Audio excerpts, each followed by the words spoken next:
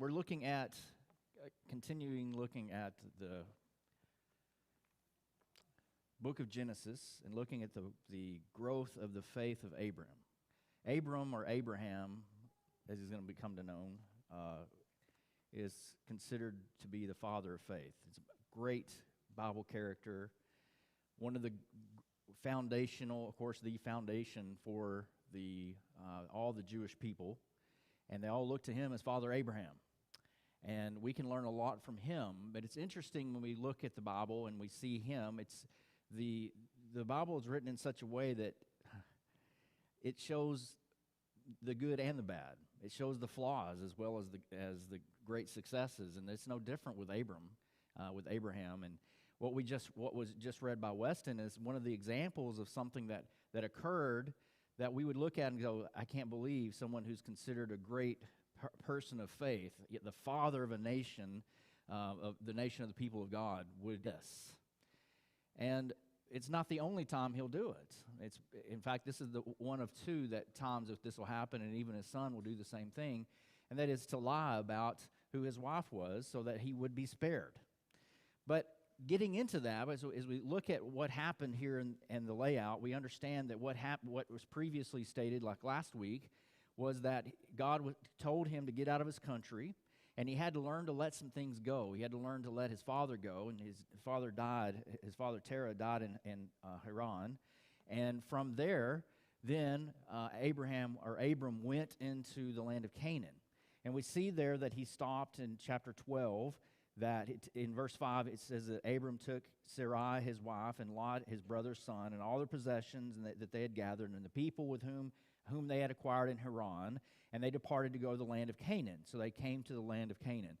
Now I said last week, I don't know how long they were in Haran, but they were evidently there long enough for him to gather some wealth. And some of that would have been, of course, from his father. When he passed away, he inherited wealth from his father, but it says that they had acquired certain material possessions and even people in Haran. And then they departed and they went into Canaan. So he's already starting off pretty well off. You would say that he's a rich man already, and it's probably because of his inheritance, that at least part of that. And it talks about how he went through in verse 6, he passed through the land to the place of Shechem as far as the terebinth tree of Moreh, and the Canaanites were then in the land. So he's giving information. Moses, in writing this, is giving information about what was happening, and he points out specifically that the Canaanites were there in the land at this time. That they were there, of course, when Moses arrived there as well, and he's not suggesting that they weren't there when he arrived. This is, I think, is an indicator that he's making sure that the people know that when God sent Abram to the land of Canaan, that the Canaanites were actually in the land at that time. And so they had there's no way that they can go back and say, well, we weren't even here whenever he made that promise. They were there. And God, in spite of the fact that the Canaanites were there, told Abram, I'm going to give you all this land that you have, which means that the Canaanites weren't going to get it. They weren't going to have it. Because it says in verse 7, to your descendants, the Lord appeared to Abram and said, to your descendants I will give this land. And there he built an altar to the Lord who had appeared to him. So he built an altar, and these altars are actually spots that he could come back to at a different time, in a different place and time, and he does that, especially when he comes out of Egypt. And in his travels, he at various places would build an altar.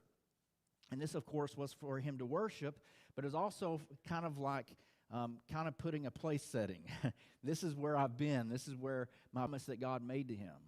And it says that from there he went in verse 8 to the mountain of east of Bethel, and he pitched his tent with Bethel on the west, on Ai on the east. And there he built an altar to the Lord and called on the name of the Lord. And so Abram journeyed, going on still toward the south. So this is all a long process. I don't know how long he spent this whole time finding the place where God told him, this is where I'm going to give to you. And so he said to go, and he went. And it's interesting that he didn't just stop at the first place where God said that he was going to give him all that land. He kept going. And I don't know if that's because God told him to keep going, or if I can find out even more about what God is going to do for me. But he didn't have the idea of sitting around and waiting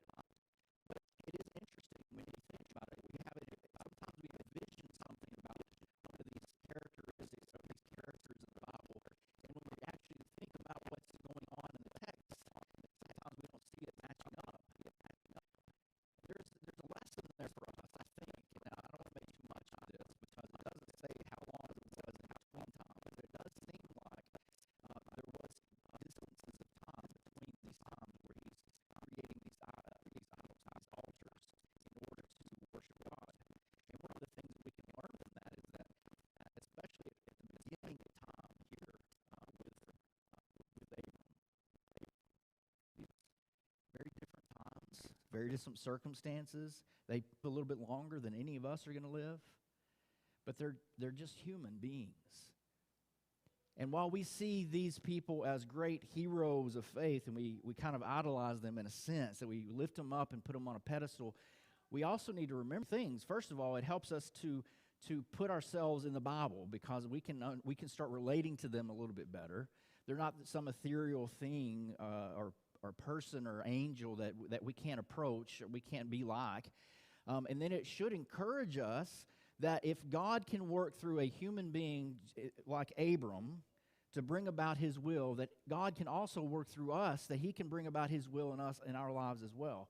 And that's something that can be advantageous for us, for sure. That's why one of the reasons that Paul said that the Old Testament was written for our learning. It wasn't just so that we can learn about the law of Moses. It's so that we can learn about faith, that we can learn about what to do and what not to do, how life works.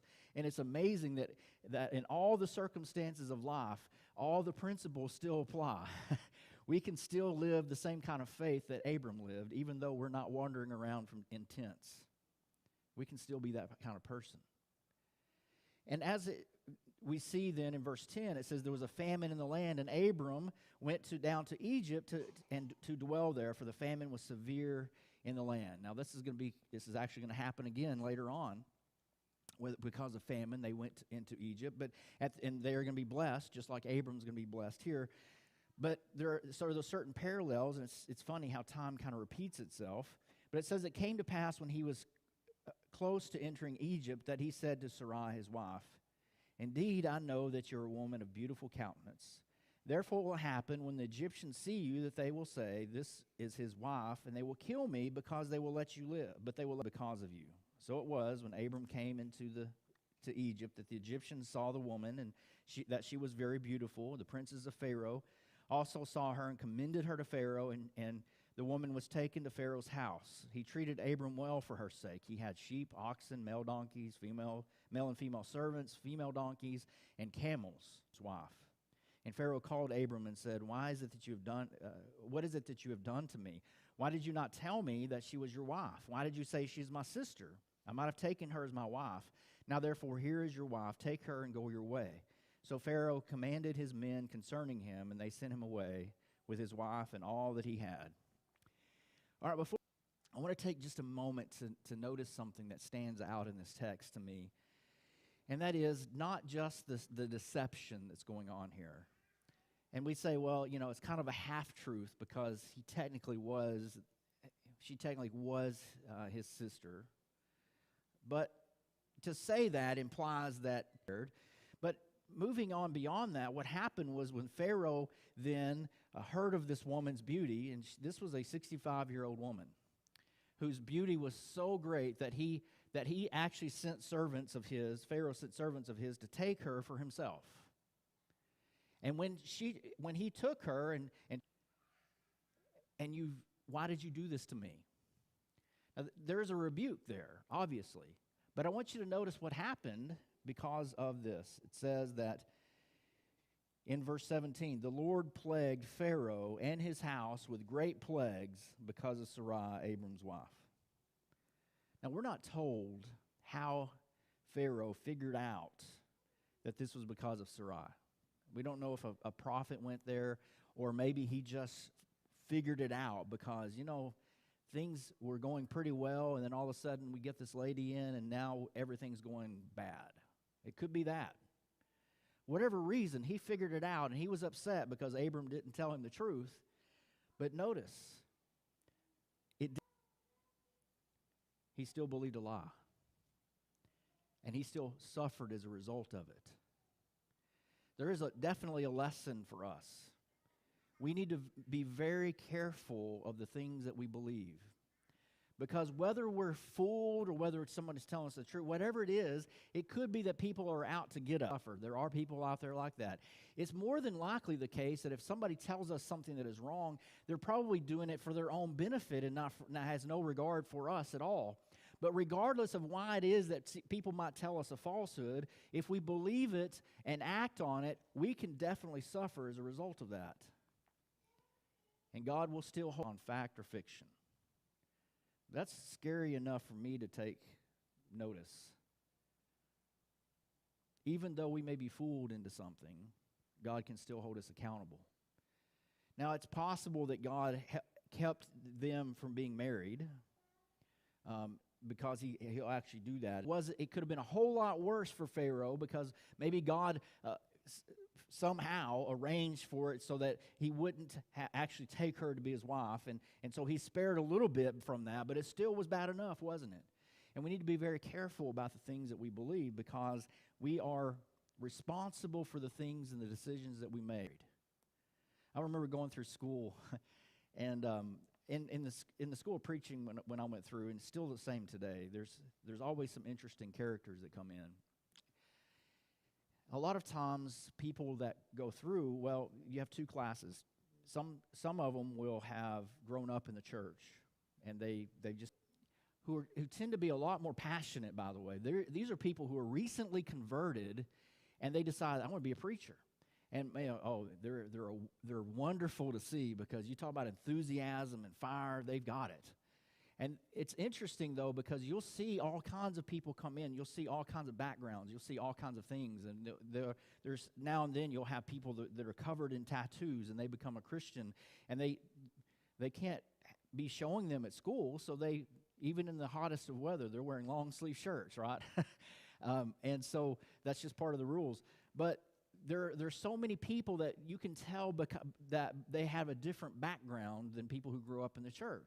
Not saying that they're lesser people, but you quickly, Carl and I figured this out. You never ask someone how old their kids are and how long they've been married at the same time. Because there's a lot of them that have children out of wedlock.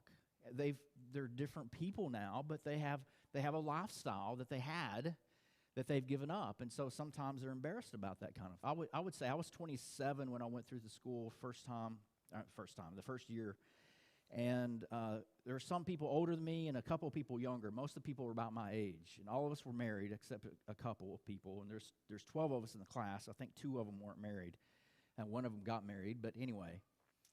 The instructor looked at us and said, "How many of you asked your spouse whether or not she was married before you actually married her?" How many of you asked if she'd ever been married before? And not one person raised a hand. How many of you looked into it, did a little research? Now, I know some of them, and me, I was thinking, well, I already knew. I mean, I knew her in college. I knew she wasn't married before she went to school. But there was a very valid question. And no one had ever thought to ask the question, do a little bit of research on the most important decision that we made in our lives is whether or not we're going to get married to this person. We never bothered to even look in the background and see, hey, is there a marriage in there that I don't know about? Now, what's my point? The point is we need to be curious, right? We need to be asking questions. We need to not accept things at face value. We need to why? Because God holds us responsible for the decisions that we make, regardless if those decisions are based on error or truth. So look and do your research. This is something we need to tell people as we're studying the Bible with them. Listen, don't just believe it because I lay it out for you in a nice little package and it makes it all sound really good. Do your research and look into these things yourself and convince yourself that this is true. Don't be just convinced and hold fast that which is good. So that's one thing we certainly can get out of this text. But I want to come back to Abram because I want you to notice here that there are 2 ways that Abram could have approached this. And the way that he chose actually led him into problems and temptation. The way that he chose was based upon fear. If you look at what he says in verse 12, well, starting at the end of verse 11, he says, "Indeed, I know that you're a woman with beautiful countenance. Therefore, it happened when the Egyptians see you, they will say, 'This is his wife,' and they will kill me, but they will let you live." You know, it doesn't really know it, but it convinces us it does. In this case, notice what he says. Therefore, it will happen. He was convinced that what's going to happen, I know exactly what's going to happen. They're going to come, they're going to find me married to you, and they're going to kill me and take you. Doing this, maybe he's done it in the past, have no idea. but he was afraid that this was going to happen. And fear always assumes the future. It assumes the worst of the future, and it always assumes that it's real. It's going to happen. And what does it do then? Because of that, we have information that we believe is actually true, which we don't know is true or not, but we assume it's true because fear tells us it's true. And it says it will happen. And when we believe fear, and we believe the prediction of fear into the future as if it's all-knowing, then what we do is we make a decision based on that. And we're making a decision based upon false information that appears real. In fact, that's really kind of an acronym for what fear is. False, that doesn't work. Information appearing real. False evidence appearing real. Remember, we've already established the fact with Pharaoh that God holds us accountable for the decisions that we make, even if that decision is based upon. And when we look to the future and we look in fear, and we believe that that's what's going to happen, we will always make decisions based upon that data that we think is real. And we don't know if it's real or not. This is exactly what Abram did. And so he looked at this caused a man who had already been promised everything, right? This caused a man to look at his own wife and say, whether or not they kill me or not, they're going to take you anyway, so just admit that you're my sister, and that'll save my life. In the New Testament, it says that men, we ought to lay down our lives for our wives, and we would think, okay, if that's going to happen in my case, they're going to have to take her away from my cold, dead arms because they're not getting her without a fight. That's my wife. But he didn't say that. He probably reasoned that it didn't matter whether he fought or didn't fight because they're going to win and they're going to take her. So I might as well live through it. I can see the reasoning. It kind of makes sense in a cowardly way, right? In fear. And so I'm not sitting in judgment on Abraham by any means. I'm showing, though, that the decision that he made was based upon ideas. In this instance, we can know that they're false. And this is, I think, really the heart of this lesson, is that when we are making decisions, we need to decide whether or not we're going to make decisions based upon fear or based upon faith. There is a kind of faith reasoning that we have to go through. It's a reasoning process that's based on faith and not fear. And it's very different from what people in the world do, because people in the world see a situation, they assume the worst, and they base their lives on that particular situation. I saw a movie once where there was a man and a woman from America. They went to the Netherlands, and they were traveling from city to city, and they were driving at night, and it started sleeting. And so they decided they better pull over on the side of the road so that they wouldn't have a wreck. And when they pulled in to top it off, there was the trucks running back and forth that were scraping the ice and throwing off the snow, clearing the way for the cars to go through. And every time they passed, they would just throw more snow on the top of it. So these people were in very big trouble. And after about 23 days, they finally found help. But in the process, the woman in there gave birth. The man died. But the whole time he was saying, do not get out of this car because we'll freeze to death. We don't know what's out there, but we know what's in here. And I'm not sitting in judgment on a decision like that. I have no idea what the right answer is, because what if you get out and there's 50 miles for the next town? You're going to freeze to death. But the point is that the decision he made was, well, what if it's bad? What if things happen that are bad? What if we break the window and then we freeze to death as a result of that? When we can just sit here and be at least a little safe in the little environment and where we are. I can see the reasoning. She kept saying, no, we need to get out and take the chance. So whenever he died, she did. And she kicked her way out and dug her way out with her newborn baby and walked about 50 yards and looked down a hill and he died because he was afraid to get out. His decision was based on fear. Now, those are things that he didn't know that he was going to die if he got out, but he should have known that he's going to die eventually in the car. And maybe this is not the best of illustrations, but I think instead of believing. Now, we can know that with Abram, at least in his case, that everything was going to be fine. We could know for a fact that if Pharaoh would have come, if Abram would have stood up and said, "You're not taking my wife. I'm sorry, this is my wife. You can't have her." We can know for an absolute fact that either God would have said, in fact, just a couple of verses before this, he says, "In your seed, all the nations of the earth will be blessed. That I will give this to your seed." And you know what? He didn't have any children at that point. So if he had believed God, then he never would have had the problem that he faced. It may have been a different set of problems, but he never would have had this temptation to lie. There wouldn't have been any reason to lie. He believed God. Now, this is a lesson that we can see, and it'll be actually something that's repeated, and actually once again it will be repeated in the lie, but there are other activities in his life where we will see this kind of same decision being made, and we'll start to see how he's starting to get it right. He starts to think in a faith way instead of in a fear way.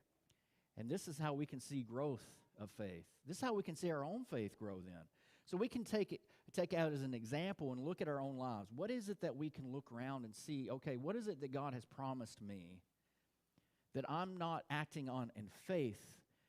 I'm simply ignoring the promises, and I'm simply reacting in fear or forsake us. Does that cause us to act in faith? Or are we afraid that if we try something we've never tried before, that God won't be with us?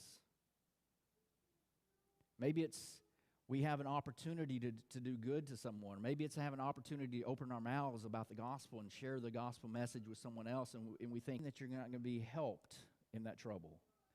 Because Jesus said, "I'm with you always, even to the end of the age." Do we believe that or not? The decisions that we make are going to be based on the information we give ourselves. So don't fall for the fear that says, "I know the future." The fear doesn't know the future. No one knows the future except God. And no one who knows enough to be a pessimist. Because a pessimist says everything bad's going to happen. You have no idea what's going to happen. You have no idea. You can't tell what's going to happen by the time you get home tonight. The only thing we know is what we have and what we've been promised. And we have opportunity, and we have all kinds of promises, and that's, I think, one of the reasons that we need to understand what God's promises are toward us.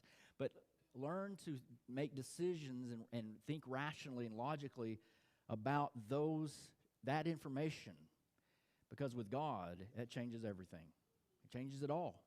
And we can now live a life of faith, not a life of fear. Those are not mutually exclusive, by the way. There's not very many. There's nothing that I've ever done for the first time that I wasn't scared to death to do. Same with you. But you also learn that faith overcomes the fear because faith makes the decisions based upon an outlook that trusts God instead of trusting a bleak future. Of course, we know that Abram was rebuked, and it is interesting that God didn't rebuke him himself, but perhaps he allowed Pharaoh to rebuke him, and that would have been enough. I don't know everything about it. But there's one thing that I know, and this will be the last point, is that Abram, he gave up the woman through whom all the families of the earth would be blessed. He didn't know it was going to be her. He should have. This is his wife. How else is he going to have children? Faith should have told him, "I'm going to have a child through this woman, and all the nations of the earth will be blessed." But instead, he allowed fear to dictate, and he almost squandered it all. I'm so glad that God saw beyond that. Because if it wasn't for God seeing to this situation and plaguing Pharaoh, I don't know if we would have had Jesus come into the world. Almost threw it all away. And there's people here perhaps tonight that maybe you've made some decisions and you're just that close to throwing it all away. Maybe you don't even realize it. If you need some help, we're here for you. God, it doesn't matter. Look in Romans chapter 8, verse 31, 32. The accordance with God's will, but in application, it also applies to us that God can work for good all things for those who love him. And even though the mistakes that we make, even like with Abraham, you see, it turned out actually for his benefit. It's not that God was blessing him because he lied. Things that you've done, if you're at a place where you feel like you squandered your life, perhaps, or you've thrown it away, or you're really hurting yourself, you need to think about this, because God can take that anyway, and if you'll continue to put your faith and trust in him, he can turn it around and actually bless you in spite of your efforts